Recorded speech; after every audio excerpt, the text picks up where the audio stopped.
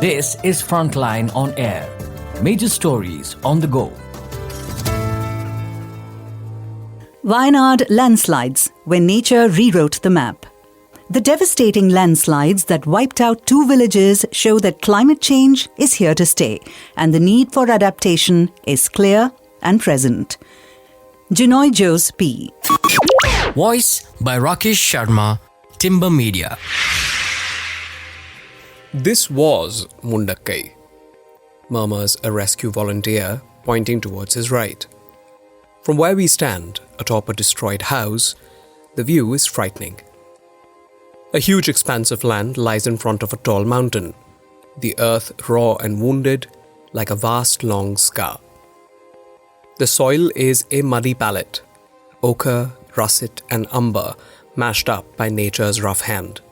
The terrain is chaos itself, churned and pitted, studded with rocks torn from sleep. Ripped open, the land's guts spilling over for all to see, and a newly enlarged river gleaming like fresh gashes as a bunch of excavators claw deep, leaving grooves and furrows that snake across the site. This is Mundakkai, a small, serene village in Kerala's Wayanad district that, along with the nearby villages of Punjirimattam, Chooralmala and Attamala, was ravaged by 3 consecutive landslides in the wee hours of July 30th, 2024. Heavy rains triggered the landslides, whose source was later discovered to be at Punjirimattam. In the 48 hours leading up to the morning of July 30th, the Mundakkai region saw a staggering 572 millimeters of rainfall. Hillsides collapsed as a result, sending a torrent of mud, water and boulders crashing down. The debris flowed into the affected areas below the mountains, which lay as much as 5 to 6 kilometers away from the source of the landslide. At least 250 people died in the natural calamity. Unofficial estimates put the death toll at over 400, as there were more than 100 people yet to be found and several body parts yet to be identified when this writer visited the site. Kerala woke up to a panic-hit morning on July 30th as news channels started airing shocking stories of hundreds of people trapped in the mud and even more missing or already presumed dead. Mundakkai was isolated for hours as the sole bridge that connected the village to nearby Chooralmala and the rest of the world was destroyed in the landslide that had set off a fresh, furious river stream. The new river of debris gobbled up everything that stood in its way, including the Wellarmala Government Vocational Higher Secondary School GVHSS in Chooralmala. It was a frantic SOS call from Neetu Jojo, an executive at the Wayanad Institute of Medical Sciences, WIMS, in Meppadi, that first alerted the authorities of the massive landslide around 1:30 a.m. "Our houses are flooded, there has been a landslide, we won't survive if another one breaks, please save us." Neetu could be heard pleading with WIMS personnel in a widely televised audio clip that went viral following the disaster. Rescue workers recovered Neetu's dead body on 3rd August. By then, the astonishing magnitude of the catastrophe, one of Kerala's largest and most impactful natural calamities, had unraveled through media reports, social media posts, and the urgent testimonies of survivors. Wellarmala GVHSS alone lost 32 students. The teachers said 22 bodies were recovered and 10 were still missing. Unnikrishnan, the school's headmaster, told Frontline, quote, "We are yet to come to terms with the shock. This was a beautiful school and a peaceful village populated with such lovely people and their children. One night of natural fury wiped out all the happiness we had amassed over the years. I don't know how I'll face my children when they ask about their friends." Unquote. Entire families have been washed away, and there are many families with only one person left alive. Bodies and body parts were being unearthed throughout the week following the disaster, and the search and rescue operations continued as the magazine went to press. More than 200 bodies were recovered from the Chaliyar River in the low-lying areas of Podukal in the nearby Malappuram district, which lies on the other side of the mountains. The Chaliyar flows 30 to 40 kilometers away from Mundakkai and Chooralmala. An estimated 5,000 people are affected. Even that is a ballpark. Mundakkai alone is home to more than 1,200 people, including 200 children in more than 400 houses. Chooralmala had over 2,100 people. The Kerala government has not finalised an estimate of loss to property and human lives yet, but Revenue Minister K. Rajan says that the region is roughly estimated to have incurred a loss of 1,200 crore rupees. The state government has asked for an assistance of 2,000 crore rupees from the centre. Brilliantly coordinated and swift rescue effort. The Wayanad landslides witnessed one of the most dedicated, swift and brilliantly coordinated rescue operations in the history of the state. The rescue efforts were anchored on the strategic planning and execution capabilities of the army, ably aided by the state forces and a cabinet subcommittee that was constituted by Chief Minister Pinarayi Vijayan. The ministerial panel to oversee the rehabilitation and resettlement efforts includes Revenue Minister K. Rajan, Public Works Minister P. A. Mohammad Riaz, Forests Minister A. K. Shashindran, and Welfare of Scheduled Castes, Scheduled Tribes and Backward Classes Minister O. R. Kelu. S. Samba Shivarao, a senior IAS officer, is supervising crisis management operations along with District Collector Meghashri DR. A total of about 700 army men, state police personnel, fire and rescue department personnel and forest officials, members of the National Disaster Response Force NDRF, the State Disaster Response Force SDRF, and local volunteers are engaged in the massive rescue effort. The army response was swift. On August 1st, 2 days after the landslides, the Madras Engineering Group of the Army was able to build a 190-foot-long Bailey Bridge linking Mundakkai and Chooralmala to the rest of the world. But even before the central forces came onto the scene, the Kerala State Fire and Rescue Services personnel were able to create a temporary bridge with an extendable ladder which helped them rescue those who were trapped across the bridge in Mundakkai, bringing down the overall casualties significantly. Chief Minister talks about climate change, but Gadgil Report was ignored. The tragedy has once again triggered an intense debate around the way climate change impacts have been ravaging Kerala in particular and the Western Ghats in general. A focal point is the Western Ghats Ecology Expert Panel. The WGEEP report is more popularly known as the Gadgil Committee Report. Chief Minister Pinarayi Vijayan, in his evening press meet following the tragedy, stressed Kerala's vulnerability to changes triggered by global warming and climate change. He highlighted this again when Prime Minister Narendra Modi visited Wayanad on August 10th. Kerala's leader of opposition, V.D. Satishan, also said that landslides in Wayanad and adjoining Kozhikode district showed that climate change can no longer be ignored. But the Kerala government faces criticism for not doing enough on climate mitigation and adaptation measures, especially the way it treated the Gadgil Report that was submitted in 2011 by a panel headed by the renowned ecologist Madhav Gadgil. It had recommended that 64% of the Western Ghats be declared an ecologically sensitive area with varying degrees of protection. Gadgil suggested a ban on mining, quarrying and sand mining in sensitive areas. The report proposed stricter regulation of development activities in these zones, including restrictions on building and infrastructure development. Many governments, including Kerala's and local communities, opposed the report, citing concerns about its impact on development and livelihoods. Another committee, headed by K. Kasturirangan, was formed to examine the report and suggest a way forward. After the July 30th landslide, Gadgil told the media that the disaster could have been avoided if the recommendations of his report were implemented. He noted that development activities and construction of resorts had taken place in the sensitive and extremely sensitive regions of the Western Ghats, and these have been triggering landslides. Such activities should be prohibited, he noted, calling the tragedy man-made. Several studies have confirmed Kerala's susceptibility to climate change. As recently as August 14, a study by the World Weather Attribution, a reputed international research group that tracks how climate change triggers extreme weather events, linked human-induced climate change to the Wayanad landslides. Researchers from India, Sweden, the US and the UK collaborated on this assessment, which found that extreme rainfall events triggering such landslides have become more intense due to global warming. The study showed that heavy one-day rainfall events in the region have increased in intensity by about 17% over the past 45 years. Mariam Zachariah, a researcher at the Grantham Institute, Climate Change and the Environment, Imperial College London, and one of the authors of the study, says, quote, "The Wayanad landslides are another catastrophic example of climate change playing out in real time." Unquote. Climate models indicate a 10% increase in rainfall intensity attributable to human-caused climate change, the study says.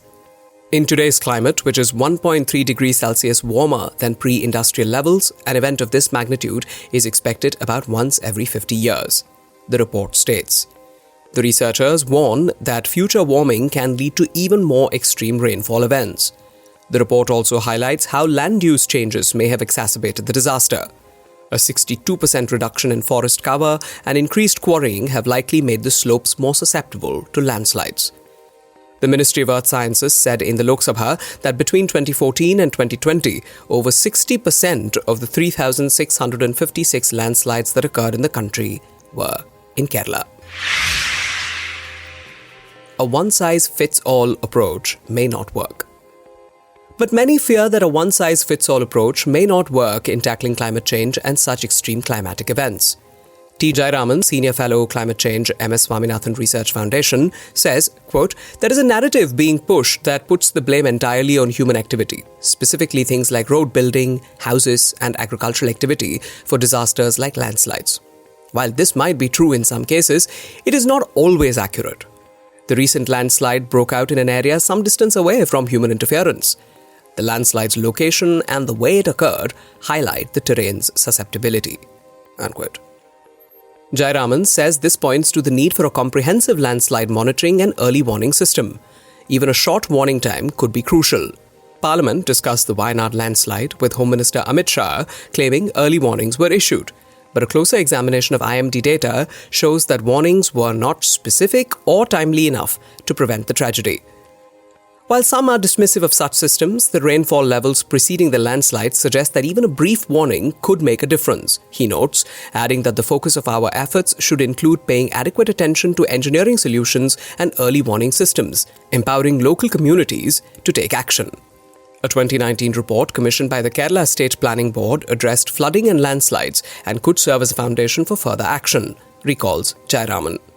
Shekhar Lukos Kuriakos, who is the member secretary ex officio of the Kerala State Disaster Management Authority, KSDMA, says, quote, "We need long-term solutions to such a crisis. The baseline is land use. In 1984, a similar landslide hit the same area and the debris flow reached Chooralmala. But the human casualty was far less, about 14 people, because habitation was sparse and the land use pattern was different." Unquote. Given Kerala's high-density population, disaster preparedness, political response and reception by people should all be in sync with the ground realities, and these measures should be done in a democratic way, in coordination with all parties concerned, policymakers, scientists, civil society and other stakeholders, notes Kuriakos. It's not an easy battle. Climate change is turning out costly for Kerala in terms of human lives and economic loss. The 2018 floods alone cost the state over 40,000 crore rupees. Fast-tracking climate adaptation and mitigation efforts is, therefore, crucial. According to Kerala's State Action Plan on Climate Change 2023 to 2030, the combined cost for both mitigation and adaptation efforts to combat climate change in Kerala is roughly over 90,000 crore rupees. Given the challenge, prioritizing engineering solutions, early warning systems and adaptation strategies make sense, say experts. Says Jairaman, quote, "Wayanad highlights the importance of adaptation and the mistake of conflating mitigation with adaptation. Both have their place, but we need to focus on the immediate challenges at hand, which for India is overwhelmingly that of adaptation." Unquote. Minu Teresa Abraham, a geotechnical research engineer with the Norwegian Geotechnical Institute, who hails from Kerala's Kottayam district, says, quote, "Climate adaptation strategies must incorporate early warning systems to enhance preparedness. An effective early warning system comprises 4 key components: setting, modeling, warning, and response." Unquote. Setting involves determining organizational structure, stakeholders, responsibilities, and hazard types. It guides the choice of monitoring methods, which may range from local sensors to satellite systems, depending on the type of landslides and the area and assets to be protected. The warning stage establishes alert levels and notification protocols. The response mechanism outlines evacuation procedures, relocation plans, media engagement, and public awareness strategies. Successful implementation requires systematic coordination of all these elements, according to Minu. Minu says Kerala can learn from the best practices adopted by landslide-prone countries such as Switzerland, Italy, Japan, and Norway. These are some of the geographies that have successfully implemented operational solutions in predicting landslides. Minu says, quote, "When Pettimudi in Munnar landslides happened in 2020, we were facing a shortage of rainfall data. But the situation is definitely improving, with strong efforts from KSDMA and other institutes. So things are changing," unquote, pointing towards the work private research agencies like the Hume Centre for Ecology and Wildlife Biology and the District Disaster Management Authority in Wayanad have done. No one was able to predict the scale of the flow. Established in 2005 and located in Kalpetta, Hume monitors rainfall patterns in Wayanad and adjoining areas. This time as well, they had shared the data with the authorities. Says C.K. Vishnudas, Hume's director, quote, "People who were living very close to the mountains were asked to leave the place or were evacuated, but no one was able to predict the scale of the flow, nor were we able to forecast the drastic change in the river's flow path," unquote. According to Vishnudas, the focus should be on early warning. Quote, "The primary triggering factor is climate change-induced changes in monsoon weather, which causes exceedingly heavy rainfall. Wayanad falls in this region, which sees what is technically called a mesoscale cloudburst," unquote. People in these regions stay in the valleys that lie between the mountains. The rest of the area is used for plantations. The tea gardens of RPSG Group's Harrison Malayalam plantations occupy a major chunk of Mundakkai and Chooralmala, and the unused swamps are used for building shelters for workers. So eventually, these swamps, which in a way form the drainage system of the mountains, become heavily populated. But this also means that the people here are not safe, says Vishnudas. In 2020, the same region saw an intense landslide event, but people were evacuated following alerts from Hume agencies. "We need to expect such events during the monsoons now," says Vishnudas. His observations are corroborated by the fact that there was heavy rain in the Mundakkai Chooralmala area and minor landslides were reported in the last week of July. People were aware that something was bound to happen. Says K.K. Sahad, former president of the Meppadi Panchayat, quote, "But they were not clear or sure about how far the landslide debris would flow down or how powerful it would be," unquote. The same thing happened in the Pudumala, August 8, 2019 landslide disaster. Recalls Sahad, quote, "But people were evacuated before the major event, thus saving precious lives," unquote. Recently, there was a landslide with a 3-kilometer run-out in the nearby Kurichiyarmala area, but the forest department was able to evacuate people. But that didn't happen in Mundakkai Chooralmala because of many factors, including the absence of a proper forecast on the potential distance the debris would travel. Geotechnical engineers like Minu point out that India did not have an operational early warning system for landslides until very recently. The National Landslide Forecasting Centre, set up by the Geological Survey of India, was launched only in July. The centre currently provides daily forecasts for Kalimpong, Darjeeling and the Nilgiris. This is expected to be fully operational with coverage to other regions in a decade, with warnings issued via the Bhuskhalan app as well as the Bhusanket portal. For local or site-specific warnings, sensor-based detection and early warning systems, like the prototype developed by IIT Indore for Kalimpong or Amrita University's wireless sensor network system in Munnar, work better despite their limitations. Experts say prediction models are indeed improving, but each model needs to be customized or tailored for the hydro-meteorological conditions of the regions and the type of landslides. Minu says, quote, "For instance, in the case of debris flows, we need to have a model that can calculate the run-out distance, that is, how far the debris flow can travel," unquote. Also, the current susceptibility maps only identify the source areas of landslides, but the run-out distance should be integrated into disaster management plans to make them more efficient. The practical challenges of permanently relocating everyone from such sensitive areas should be considered. If such systems come into place, casualties can be avoided using temporary shelters in safer locations.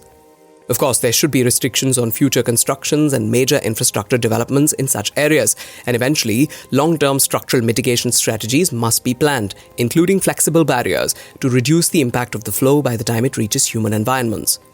The debris flows in Wayanad are usually very deep due to the thick soil cover, and it is important to understand the phenomenon in detail in order to plan the measures to reduce the impact of flow. The Geohazards Research Lab at IIT Indore, led by Professor Neelima Satyam, has attempted to model the run-out of some recent events in Wayanad, and they're still working on physical model tests to understand the rheological behavior of debris flows. More such studies are required in this direction, as the increased frequency of extreme rainfall events is likely to trigger more debris flows in future. No consistently available shelters. Vishnu Das points to another important issue: shelters. He says, quote, "People are hesitant to move out because they don't know where to move and how. There are no proper shelters or consistently available shelters. Often they are moved to makeshift places or schools, which they try to avoid. This must change. We need to ensure better, larger, and more efficient shelter facilities and build trust in the community." Unquote. In the long run, the state must ensure that people living in such vulnerable areas move out on their own by sensitizing them about the dangers and providing adequate support for their resettlement, says Vishnu Das. Revenue Minister K. Rajan told Frontline as he prepared for another urgent meeting on the evening of August 7th at the Wayanad Collectorate in Kalpetta. Quote, "The government is focused on tackling climate change and strengthening alert mechanisms." Unquote. The downpour outside mirrored the heavy weight of the disaster. He said, quote, "Right now, our immediate priority is to ensure that rescue and rehabilitation efforts are executed flawlessly. We have identified rental homes for the displaced and are envisioning a long-term plan that includes a new township for the victims. It could be far away from Mundakkai and Chooralmala." Unquote. Such a move would be a lifeline for many of the survivors Frontline met at the Mepadi camp. Dinesh, a labourer, his voice hollow as he stands outside the relief camp, says, quote, "We can't go back. There's nothing left for us there." Unquote. He has lost nearly 10 family members, including his parents, brother, sister-in-law, and their children in the landslide. As the sun dips below the horizon, blanketing Mepadi, Chooralmala, and Mundakkai in a subdued yellow, an ambulance siren pierces the quiet. Faces, both of survivors and volunteers, turn towards the sound with a mixture of dread and hope. The vehicle might be carrying a familiar face, a lost loved one. This is Frontline on Air. Major stories on the go.